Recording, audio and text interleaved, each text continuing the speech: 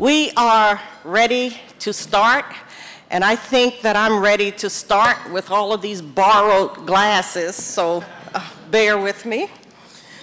I'm Valerie Lee, Vice Provost of Diversity and Inclusion, Vice President of Outreach and Engagement, and the Chief Diversity Officer at The Ohio State University. The Office of Diversity and Inclusion, ODI, is an academic support unit devoted to inclusive excellence. Our scholarships, pipeline, and pathway programs are nationally renowned and among the oldest in the nation.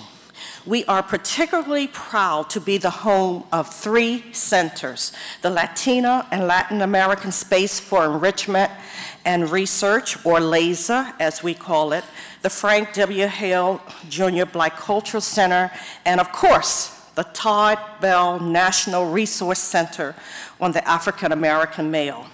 At President Michael Drake's investiture service on Tuesday afternoon, he mentioned several ODI programs as exemplars of our land grant mission, most notably the Bell National Resource Center. We were delighted to hear the president of The Ohio State University affirm a commitment to access and affordability, community engagement, and excellence through diversity. This is why you're here this morning, participating in an event whose proceeds are targeted to advancing the success of African American males. Our former iconic leader, Dr. Frank W. Hale Jr., was fond of saying, "Commitment without cash is counterfeit." Your presence here testifies to your commitment, and we appreciate the giving of your time, talent, and treasure to the Todd Bell Lecture Series Breakfast. Thank you so very much. Yes, you can clap. It is now my pleasure to introduce someone who needs no introduction. Gene Smith is in his 10th year as Director of Athletics at The Ohio State University. He's widely recognized among the leaders of his profession and has been named one of the most powerful people in collegiate sports.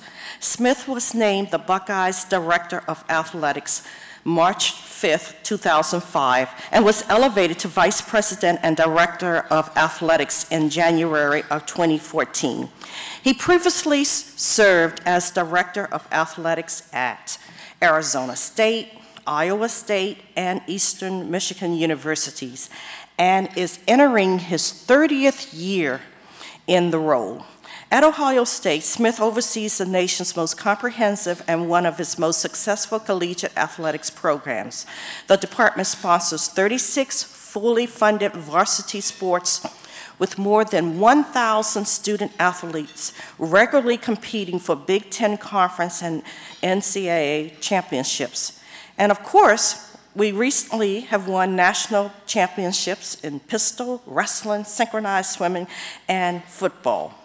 Now, as someone who attended both our playoff game against Alabama and the national championship game against Oregon, I am really proud of Smith's leadership.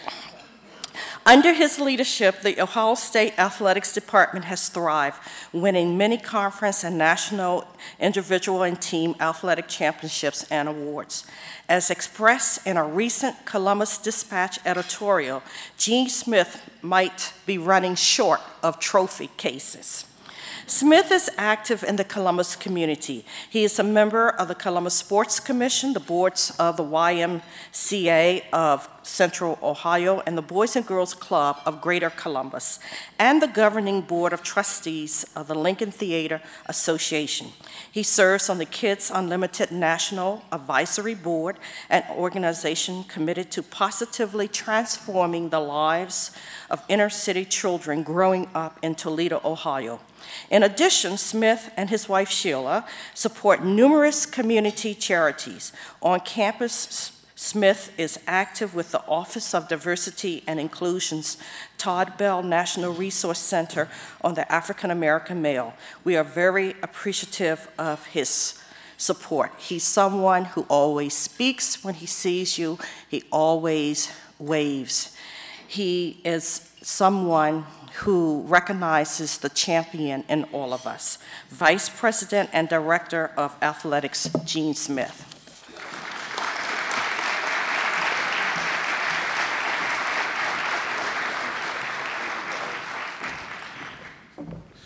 Thank you, Valerie, for that kind introduction. How's everybody this morning? Are you guys awake or not? How many were at the Stevie Wonder concert last night?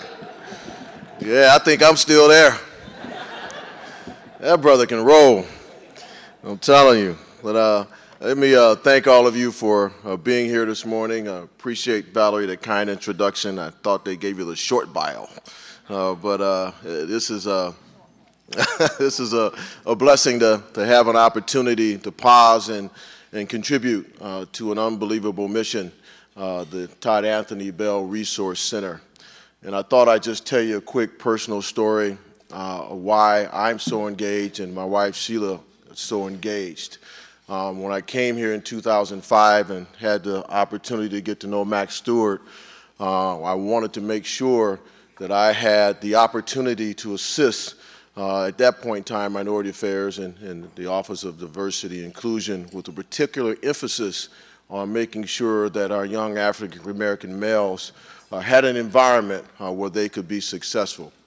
And I personally experienced some of the challenges that many of our African American males used to experience prior to all of the programs that have been developed here with the great leadership in this office. I was a student in Cleveland, Ohio, in the ninth grade, and my father made a decision that I was no longer going to go to public schools. Had I continued on to the public schools, I would have gone to John F. Kennedy. Anybody here from Cleveland? Okay, so you guys know where JFK is, right? So I lived right behind the school, so it was a natural progression in life to go to JFK with me and my boys. But he sat me down and told me that I was not going to go to John F. Kennedy. I was going to go to Chanel High School out in Bedford. So I bussed out to Chanel High School, which was all white. There were 3 African American males there. And what really pissed me off, it was all boys. And that was a traumatic experience in my life. I'm still going through counseling. But the reality of my challenge in my first year is representative of what some of the young African American males experienced when they came to The Ohio State University. Many of them had gone to all black schools all their lives. And then they come into our environment and in many cases find that they were the only person of color in their classroom. And people sometimes don't understand what that means, let alone some of the topics or issues that arise in that classroom when you feel like everybody's looking at you because you should have the answer. It's just a fact that you walk into that room and you're the only one. That is a traumatic experience that most people don't understand. I wanted to make sure that those people who are in leadership positions like me that look like them provided inspiration, motivation, and aspiration for those young people. So I want to congratulate the Todd Bell Anthony Resource Center leadership, because I know our retention rate has gone from in the low 30s to north of 90%. So congratulations.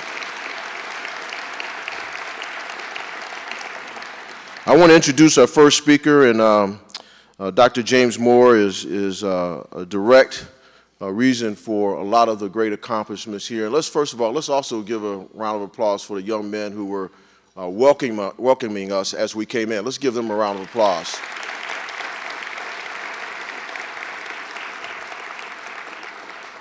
Dr. James Moore was appointed the Distinguished Professor of Urban Education at The Ohio State University in 2013. He is one of 4 appointed distinguished professors in the College of Education and Human Ecology and is the director of the Todd Bell Anthony National Resource Center on the African American Male.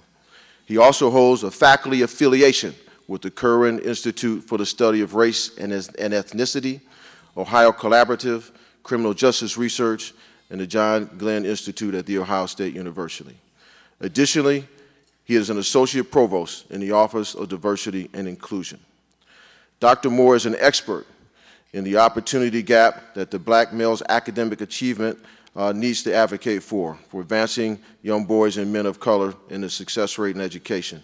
He has recently authored the book Multicultural Counseling for Diverse Gifted Learners, a Guide for Practice. I want to ask Dr. Moore to come up, and as he's coming up, I want to thank him for his great work. He's an outstanding, passionate leader and does a marvelous job. Dr. James Moore.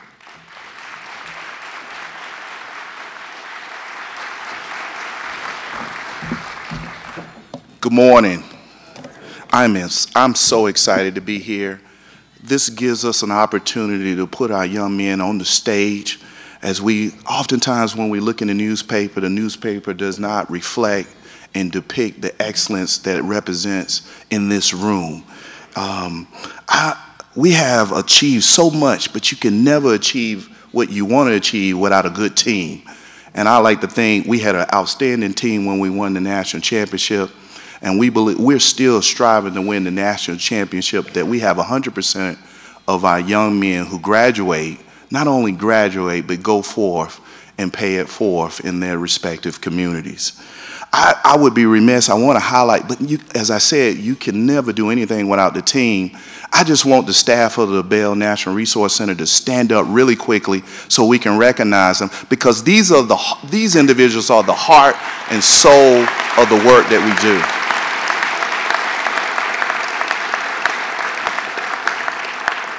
When I took the position, I said we have to be about development. Regardless of how the young man may come in our office, it is our job to help develop them to the highest level. And we start with our own, and I want to celebrate, I want you to help me celebrate. Todd Suttiff, at the beginning of the year, he was Todd Suttiff. As a result of in February, he's now Dr. Todd Suttiff.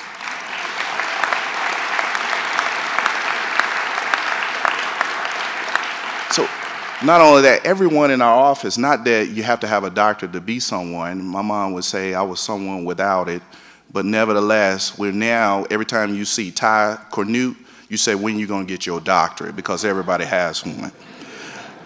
Nevertheless, just want to highlight some things that I like to believe we're the premier institution as it relates to working with young black males.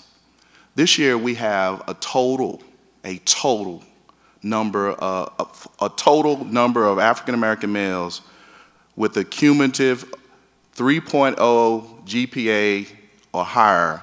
We have 474 African American males. And I don't think you all know how significant this is. I would argue there is not a university in the entire United States, even Harvard. They don't bring enough brothers in to count it. That is, when I first became the director, we had about 200 and something. So it just shows, it's not about me, it's about this community and the spirit of Ohio State and how they support this effort. This year, our signature program is the early arrival program.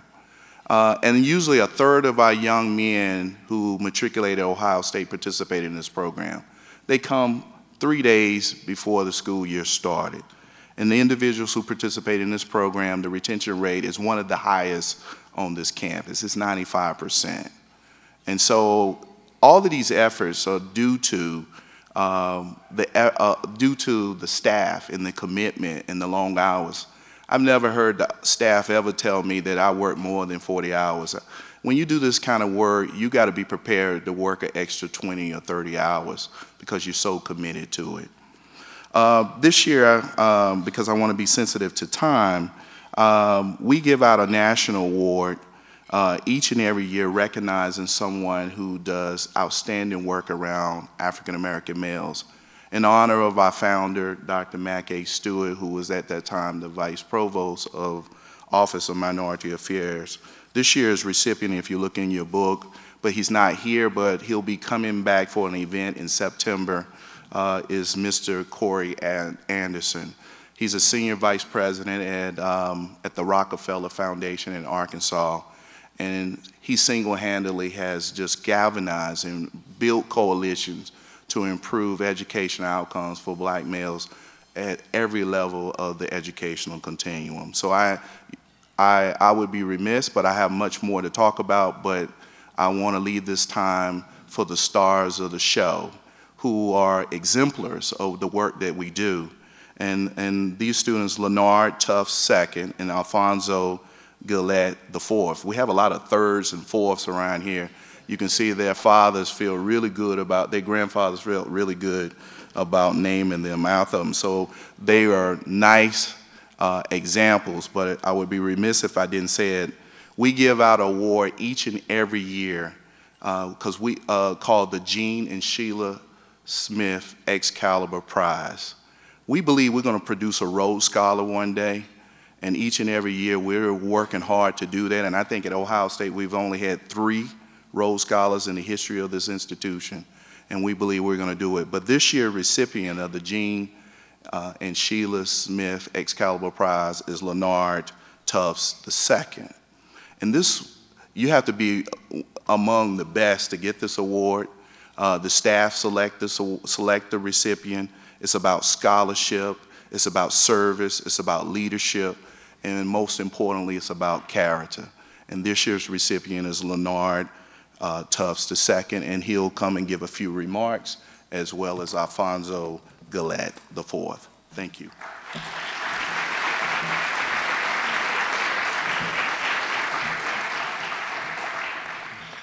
Thank you all for coming out this morning. Hope you have been enjoying the breakfast, and congratulations once again to Leonard on his recognition that he's received. So, Leonard, what's one of your fondest memories about the BNRC? Oh, I bet you I got a better one. He's always trying to start his competition. Well, who you want to go first? You want to rock, paper, scissors for it? Let's go then. All right, let's see. Rock, paper, scissors, shoot. Ha. Best 2 out of 3. Nah. I'll go first. So I think one of the fondest memories that I have of the BRC, one of which is, talking to Dr. Moore about his illustrious football career that nobody's ever seen the highlight reel for. So we're still waiting on that one. But I think one of the fondest memories that I've had during my time here would have to be getting the opportunity to travel to the Virgin Islands for the International Colloquium on Black Males in Education. This was actually my first study abroad experience at Ohio State, and that would not have been possible without the help of the BNRC.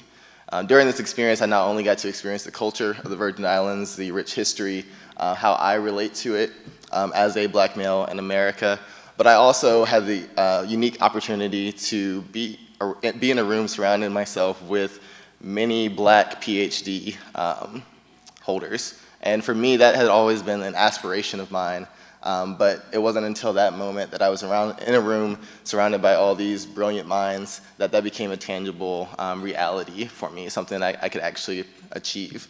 So I'm very thankful for all the opportunities that the BNRC has presented to me. It's been a great time here, and I really hope to see what impact they have on students of the future. So how about yours? As always, a tough act to follow, but funny memories coming up. But well, the BNRC has the early arrival program where they invite us here to Ohio State black male freshmen about 3 days early. And I remember coming here. I only did the program just because they said you can move in early, so I was just ready to get away from home and get on campus.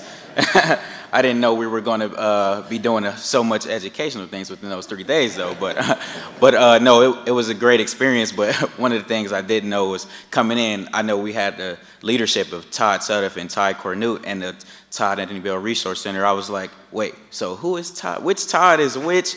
Who's the center named after? So that was just one thing I feel like a lot of students from the EAP can relate to, is trying to distinguish between who's Todd Sudduff and who's Ty, who's ahead of what. But one of my most recent fondest memories that I've been reflecting on since I'm now a senior here and I'm graduating in May has been the time that I've worked as a work-study student in the BNRC. So that experience came about one day just because I came, they do just semester check-ins with the students in my freshman year. I know I was really having a tough time just getting acclimated into campus and just managing my time and just knowing all the resources that I had available. And then I kind of came to them in desperation. I was kind of running low on money, and I didn't even know that I had like a work-study fund available until Mr. Sudduth sat down with me and just told me that, like, hey, I mean, you don't have to be struggling like this. You can come in here, we can work around your interests, and you can work for the BNRC. And through that position, it hasn't only been just a job, but it's also allowed me to receive great mentorship from the leadership, Dr. Bennett, Dr. Sudduth, and Dr. Moore within the office, and just build great relationships. And now I get to be here at events like this and just get to share my story. So I want to thank you all for coming out this morning. And Leonard? Yeah. So with these two stories, these are just two small examples of many of some of the experience that students have here at the BNRC. So I hope that you all continue to support the Bell Resource Center because you're supporting students like us. So thank you all for coming out tonight, and I hope you enjoy the program.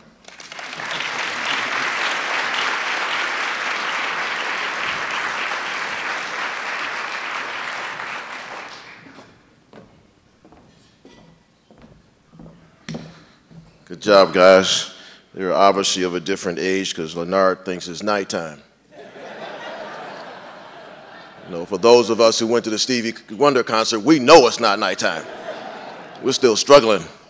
But again, let me thank both of them for sharing some of their fond memories and congratulate them on their accomplishments. They are definitely exemplars of the Bell Resource Center. So congratulations, guys, and thank you. I'm not going to read Alex's bio.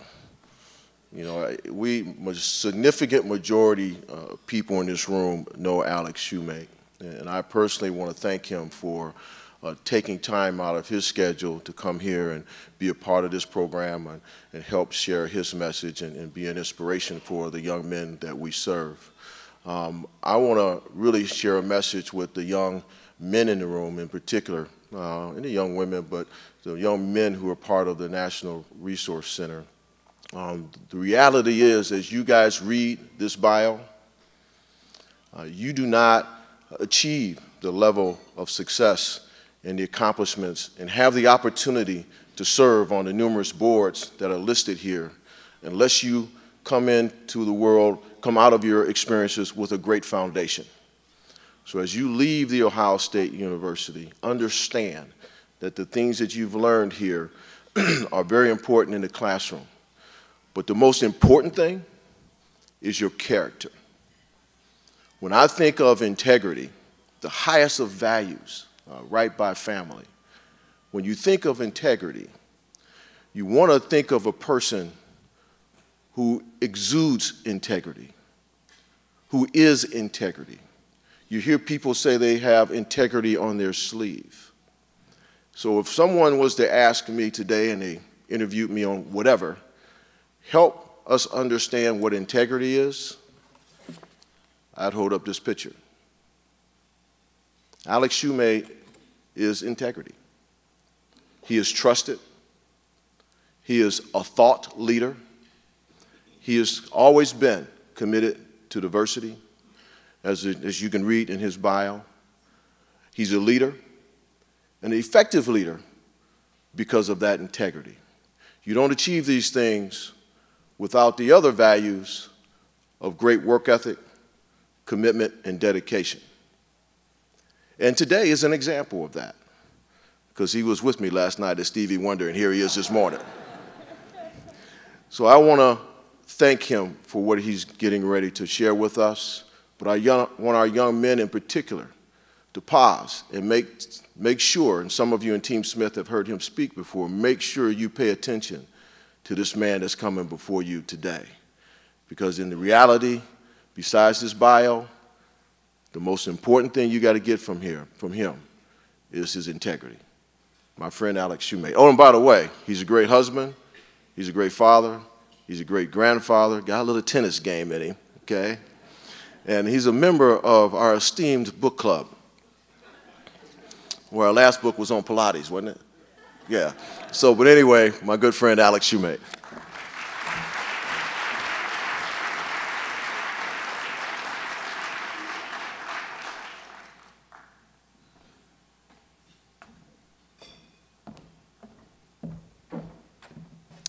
Good morning, everyone.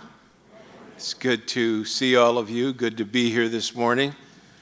Let me thank Jean for your very kind and generous introduction. But it's truly a privilege, truly a pleasure of mine to be here on this 10th anniversary. Let's applaud that.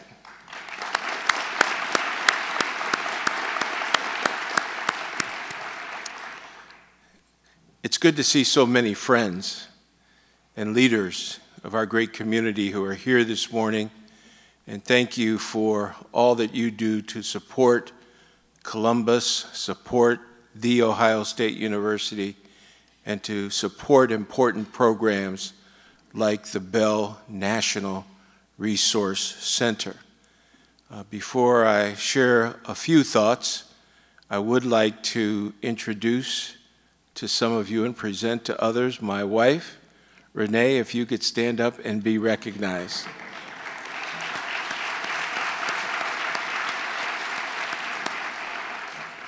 Thank Renee for all of her support, encouragement, and indeed her love. As I was thinking about this morning and what I might share that would be meaningful and hopefully inspirational to those of us who assembled early after a great concert last night, I thought about a story that former Ohio Governor Richard Celeste told me about one of his experiences when he was the director of the Peace Corps.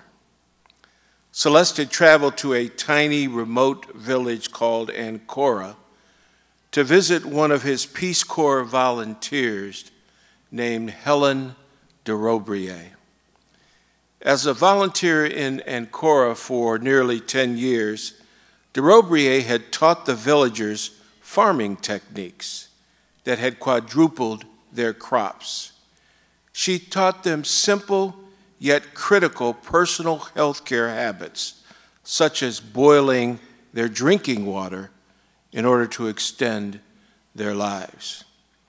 As Celeste arrived in Ancora, Helen de Robrier walked out of her pint-sized hut, surrounded by happy, healthy children who were clearly crazy about her. Celeste and de Robrier traveled throughout the village and toured the village together, and she introduced him to many Ancorans. With every introduction, the villagers touched Celeste's face and then sniffed his shirt. Celeste found that behavior somewhat odd, but assumed that it was merely a local custom, even though he had never encountered such customs like that in Africa before. At a small ceremony that followed the tour, Celeste presented de Robrier with a letter from President Carter that explained that the U.S. Corps of Army Engineers was coming to Ancora to construct an irrigation system, a plea that de Robrier had been making for many, many years. As she read the letter, she held it so close to her face that it brushed against her cheek as she slowly moved one squinted eye across each line on the page, like this. Celeste watched with intrigue, and after the ceremony concluded, he pulled Helen aside and asked, "Why did you read the president's letter that way?" She said, "Oh, I thought you knew. I'm blind." "Blind," he said? "How can you be blind?" "Well, I've been since birth," she answered. "I can see shadows and outlines with my left eye and barely make out the letters on a page, but legally, I'm blind."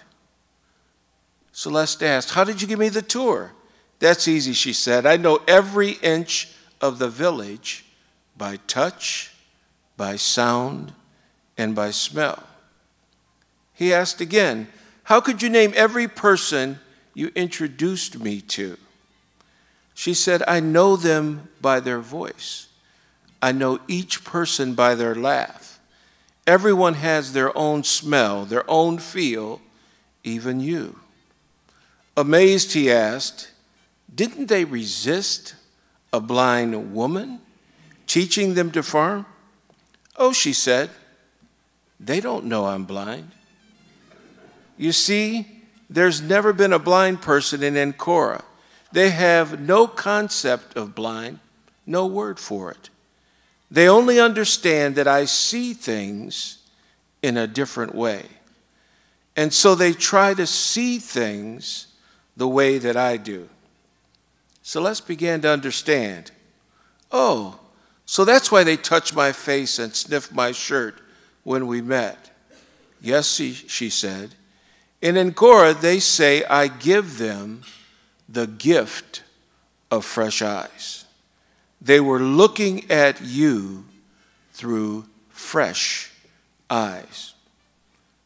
Governor Celeste was astonished by de Robriere and how she helped people open their minds and their hearts to see the world in a different way through her gift of fresh eyes. But there was still one thing he couldn't quite figure out, and finally had to ask as he headed out of that tiny African village. Helen, he asked, what do they think when you read with your face so close to the page? Helen responded, Director Celeste, before I got here, no one could read. No one had ever read anything. So I set up classes and taught the whole village. And now, even though I explained they don't have to read the way I do, the entire population of Ancora reads like this. You can tell I love this story of Helen de Robriere. It reminds me that we all have the ability to tap into the power of seeing things in a whole new way, of using the gift of fresh eyes. Last week when I toured the Bell Center in its new location, at least a new location to me since they've moved, one of the things that I was reminded of was the vision, the goals, the objectives of Todd Bell. When he returned to the university and began to work at the Black Male Center, as it was called then, and his goal was to be a person to help young African American males learn to succeed. And I thought about the programs that I was being talked with about, how those programs, and you've heard Dr. Moore talk about the outstanding programs that we have at our great university. One of the things that I realized that during these 10 years, since Todd was named the first person to lead the initiative, during this decade, the staff, the leadership, the volunteers of the Bell Center have been applying the gift of fresh eyes as they seek to help and assist our young African American males. Think about the first days on campus when new students are filled with excitement but also filled with fear.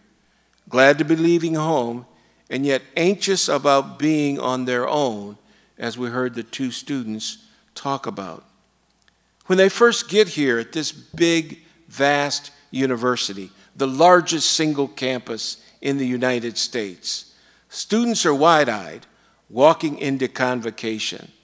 Imagine seeing 7,000 classmates, or walking into their dorm room facing a couple of strangers that they're now going to call roommates. They ask themselves, how will I make friends? How will I locate my classes? How will I talk to a professor? How will I find a good place to study? They have lots of questions. But thank goodness, at our university, there are programs, and more importantly, there are people in place to help new students. And as we heard this morning, one of the most effective programs for African American males is the Bell Center's Early Arrival Program. As we heard, those 3 days, those few days spent together in this program sets a foundation for a successful journey through The Ohio State University. It makes this big university small. It allows each participant to see the university in a new, supportive, empowering way. Through the eyes of others who are succeeding, they begin to see their own path to success. An example of using the gift of fresh eyes to make a dream, to make an idea, to make a program even better. Last fall, the New York Times, in its November 9th, 2014 edition, praised the Bell Center's efforts on behalf of African American males. Again, as we heard this morning, at Ohio State, the graduation rate for black male undergraduates has risen some 30 percentage points over the last decade. We're leading the nation. That deserves some applause.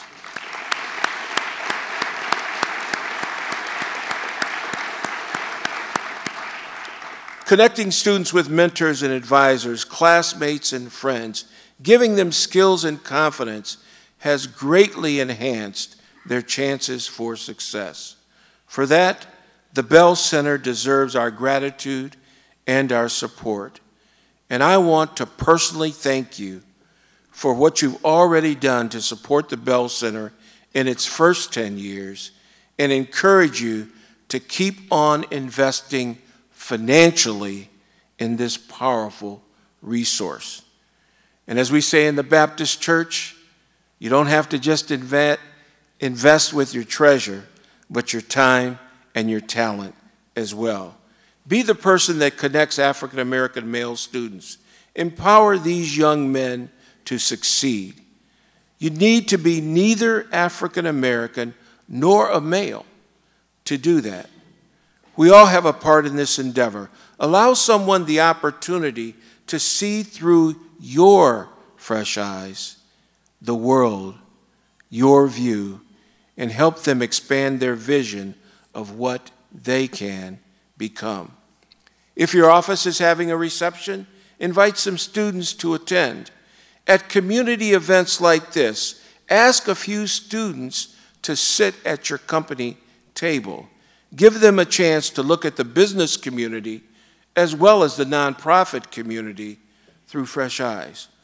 By providing students with opportunity to observe others, we teach them how to navigate the world and make an impact. The gift of fresh eyes also comes from those we seek to help, seek to advance, and seek to support. The motto of our great university is education for citizenship, which means that with an Ohio State diploma comes the responsibility to do good for others, to be a difference as well as make a difference. The Bell Center has a group of mentoring relationships with 7th graders. One of the schools is the Columbus City Preparatory School for Boys. Undergraduates make weekly visits with the boys over lunch. They have workshops, field trips, and conversations. They mentor, encourage academic excellence, and positive self-esteem. With so many negative messages in the popular culture and in the news, these face-to-face interactions are vitally important for our African American men and to those who mentor them. With many of my good friends like Ako Kamban, who's here this morning, I've had the opportunity to participate in community mentoring breakfasts. One of the programs that we worked together on several years ago was a program that on Saturday mornings we would invite young high school students to come to a free breakfast, and we'd have lots of good food and good participation. I remember one Saturday morning, there was one of our community leaders who was waxing eloquent about the importance of studying to achieve success. After the breakfast, I was driving one of the young men home, and we were talking about the speaker, and I asked him what he thought. And he paused for a moment, and then he turned to me, and he said, "Mr. Shoemate, I liked the speaker, but how do you study?" I almost stopped the car in the middle of the street. And I got the gift of fresh eyes from that young man, because I was reminded that we just can't tell someone what to do or why to do it, but like the Bell Center, we need to teach, we need to coach, we need to give them the skills they need, and we need to show them how. It's an incumbent upon all of us who have been successful. And as I look around the room is filled today with very successful people. All of us need to help others. On a recent talk show, the actor Kevin Spacey talked about the moral obligation that people who have realized success, like those of us in the room, we have a moral obligation to provide young people with opportunities and role modeling. Borrowing from his mentor, Spacey coined the phrase, "Send the elevator back down and bring up others." Send the elevator back down and bring up others. As I was thinking about that quote from Spacey, and also thinking about the question that young man asked me about how do you study, I think it's more accurate to phrase our moral obligation as taking the elevator back down and bringing others up with us. Because in taking the elevator back down, we're there with them, like the Bell Center, to give them the gift of fresh eyes through coaching them, teaching them, listening to them, and helping them. Another example very quickly of the Bell Center is the Fellows Program, which adds African American PhDs to the higher education pipeline. It's preparing our bachelor's graduates for more than a degree, but for a life, making sure that they take the elevator down and bring up more and more people whose abilities and accomplishments will change the quality of all of our lives. As a university, we hope that students become lifelong learners. So should we be lifelong learners. Learning, in fact, is the gift of fresh eyes because it gives us fresh perspectives. Teachers are found not only in our schools, but our communities, our businesses, our churches, and our families. They are found amongst the leaders and participants in many programs and initiatives here at the nationally recognized Bell Center. By contributing to the Bell Center and its programs, you help ensure that it can continue to empower even more young men.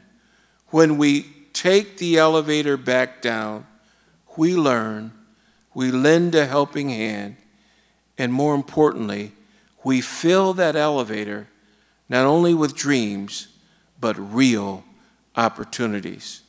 So this morning, we pay tribute to Todd Bell, who returned to his alma mater and modeled what it means to be a student athlete at The Ohio State University. But we also celebrate the fresh eyes that the leadership and volunteers of the Bell Center have applied during the past 10 years, Again, thank all of you for being here this morning and supporting this great organization. I encourage you to continue to support the Bell Center with your time, your talent, and your treasure. Continue to be innovative and apply the principles of fresh eyes. And yes, take the elevator back down and bring others up with you. Thank you very much.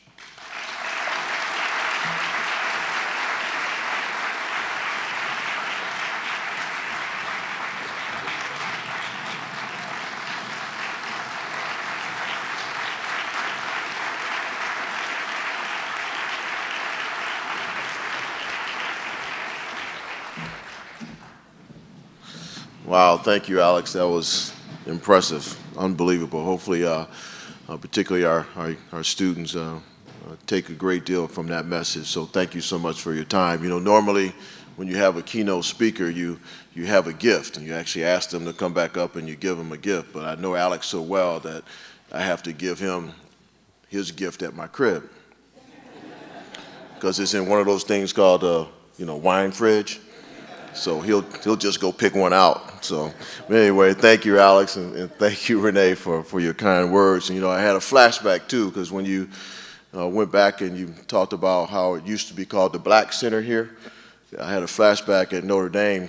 They called it the Black Center there, and I remember the great programs that we had to get through. It was called Bid Whist, and it was a heck of a program, But anyway, I want to take my last opportunity to thank all of you for being here. I want to thank our sponsors who are listed up here today: AEP Ohio, Fifth Third Bank, Honda, Radio One, and our overall sponsor, Motorist Insurance. I want to thank you for that. I also want to thank all of you for coming and ask that as you receive invitations for next year, whatever time, wherever place this event is held next year, please help drive it. Help do everything you can to get others to participate. This is a fundraiser for the Todd Bell Anthony Resource Center, and I want to do everything that we can to help that center be more successful. I want to recognize the family, the Todd Bell family's here, table 6. Mom, you're there? There she is. Thank you for being here. Thank you for being here.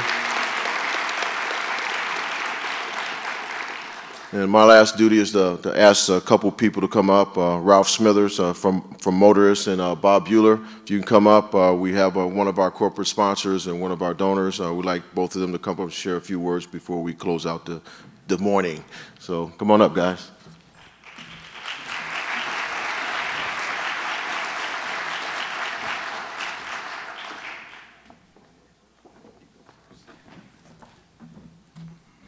Good morning. Dr. Moore and Ty Cornute asked me if I would say a few words about how we became involved with the Bell Center, and I also want to make, I think more importantly, why do we stay involved. My wife Beth, also sitting over here at the table, and I raised our children in St. Louis, and our children Natalie and Sam attended a very nice school in suburban West County. And in 6th grade, our son Samuel started playing football. And in his football experience, there was a team of about 55 boys, and there were 40 of them from Parkway West, the suburban school that they attended. And they were mostly white, all from the suburbs, and mostly reasonably wealthy. And similar to Dr. Gene Smith's experience, there were about 15 boys who were bused out to our local school who played on Sammy's football team. And from 6th grade through their senior year, we got to know these boys. The boys from the city were all black, they were all from the city, and they were all poor. And through that experience, we were able to see that at first what was most obvious were the differences between these boys. The color of their skin, the background that they came from, but as we got to know them, what was more important was, despite the different challenges and the different experiences that they had, their aspirations were the same. and they were all created in God's image.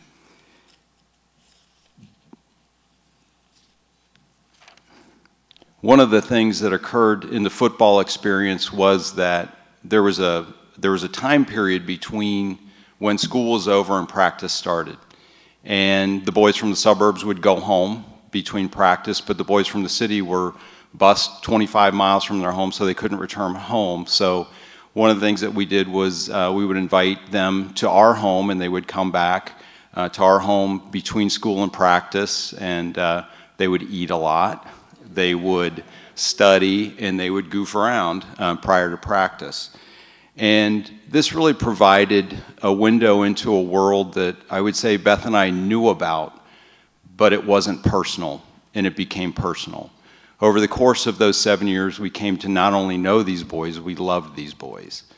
After they graduated from high school, we knew that that chapter ended, but we didn't want that experience to end because now it had become so personal.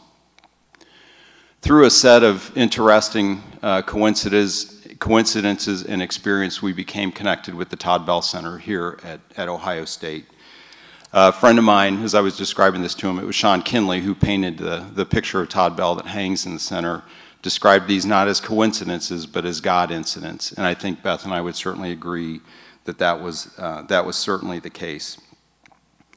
I think that's really how we became involved and how we got connected to the Bell Center. What's more important for us, I think, and I think it's probably been 5 years since we've been involved with the Bell Center, what's more important is why do we stay involved? And if you get a chance to look at the painting, you'll see sprinkled throughout that painting several passages that are important to people that were involved in the painting.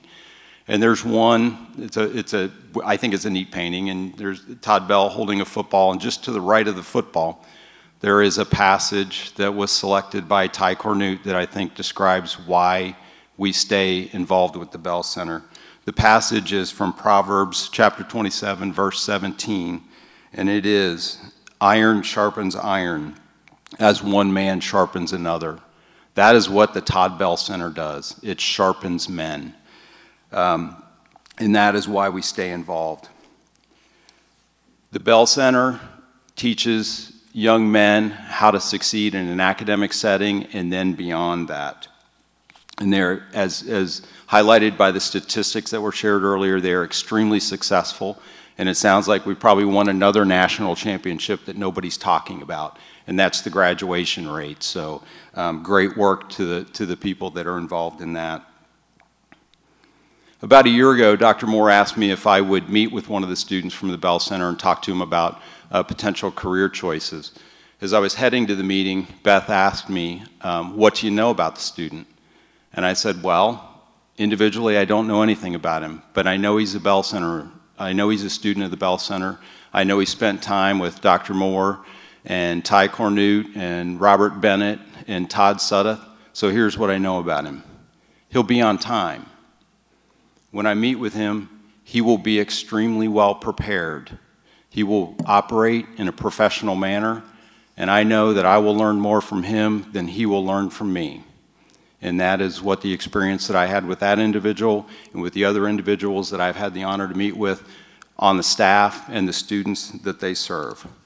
So for the students here, take advantage of the time, and maybe you'll be up front like Alfonso and Leonard were. But you have a great gift here in front of you with the great talents of Dr. Moore, Robert, Todd, and Ty. Get to know them. Iron sharpens iron. It won't always be easy, but they will teach you what you need to know to succeed here at Ohio State and beyond. Thank you.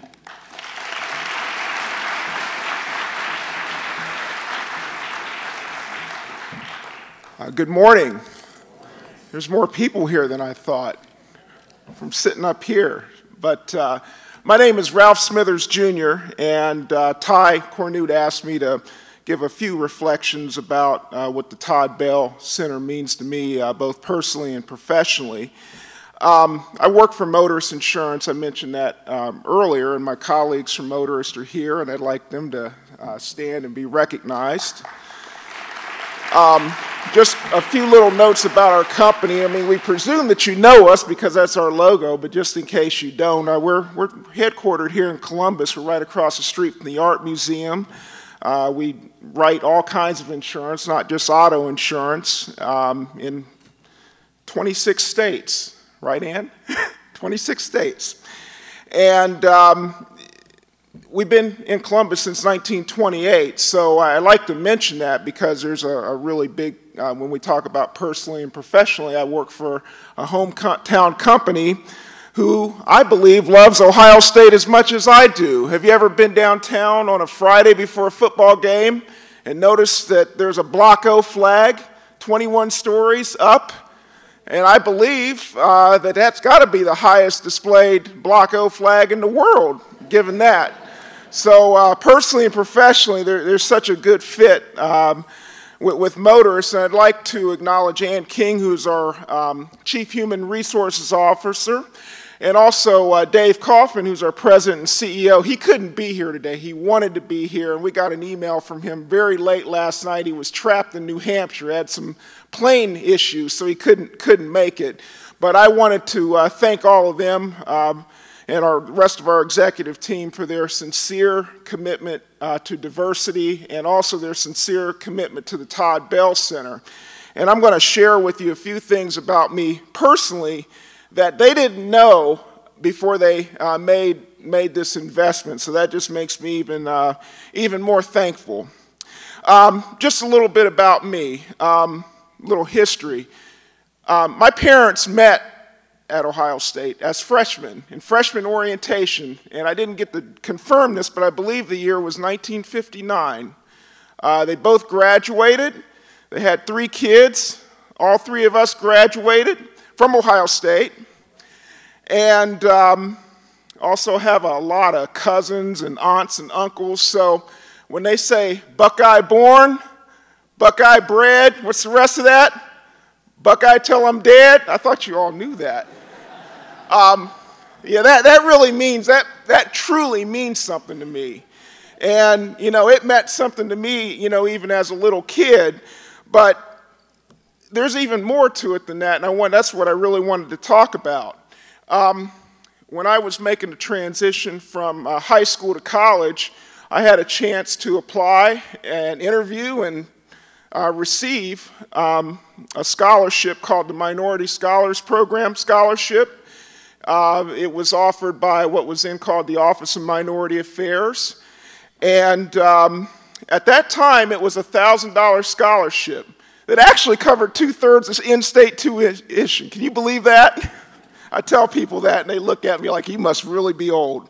So, you know, long and short, it was not only a scholarship, but there were a lot of opportunities to interact with other people in the program, to provide the same kind of support that the Todd Bell Center provides that has led to lifelong friendships.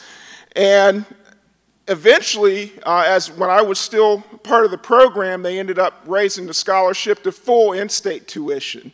So I consider that one of the great, great blessings in my life. I am so thankful for that every single day. And I've been out in the workforce. That was 26 years ago, and I still think about it every day. And just kind of tying it back, just being able to receive, you know, one of the great, great blessings in my life. I've always tried to find ways to pay forward, you know, whether it be in service and more recently financially. And I wanted to share with you one of the ways that we're doing that, if it's okay. I'd like to acknowledge Brian Drury, who is the founder of the Bucking the Trend Scholarship. He asked me, and I see my friend Raymond out there. Where's Ray? There he is. I saw you out there. And there's some others, and I don't know if any of the others are here or not, but Brian founded a small scholarship, asked me to be a partner, and it's just a bunch of guys who pool their resources together.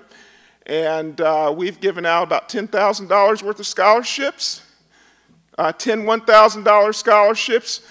This past January, we gave out 3 $1,000 scholarships, and it's literally just a couple of people who are just trying to pool their resources together to try to pay forward, to try to repay the gifts that we were given. And I wanted to mention that because we want to do better than that. So if you would be interested in learning more about that, please see us after the program.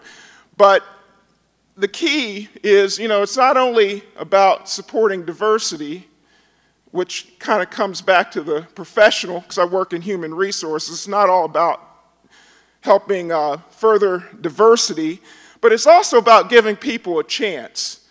And we have a chance through our scholarship to look at resumes, and I actually intercepted one of them to try to hire the kid, and he was already taken. I mean, they are super talented. And we just would like you to make sure that you know that there will be a return on your investment if you invest in the Todd Bell Center. There are just amazingly talented, outgoing young men, and I know also young women throughout the university that can make a big difference for you in your workplace. So the Todd Bell Center means the world to me. It's just a really wonderful way to pay forward. It's a wonderful way for me to pay they thank me all the time. I say, oh, don't thank me. I'm just repaying a debt. This is easy. And I want to just make sure that you know you have the same opportunity. And I want to just give you sincere thanks for being here to support the event. And I ask that you continue to do so in the future. And thank you very much.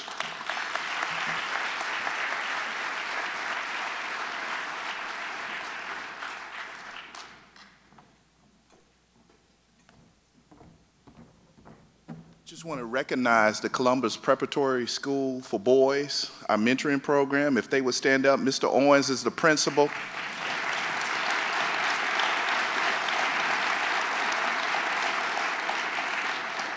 And last but not least, I just want to thank you, as well as thank my supervisor, Dr. Valerie Lee. June 30th is she's going to retire. She decided that it was better for her to spend time with her newly born grandchild than to hang out with us at Ohio State. She's paid our dues, and if you don't mind, let's please give her a round of applause.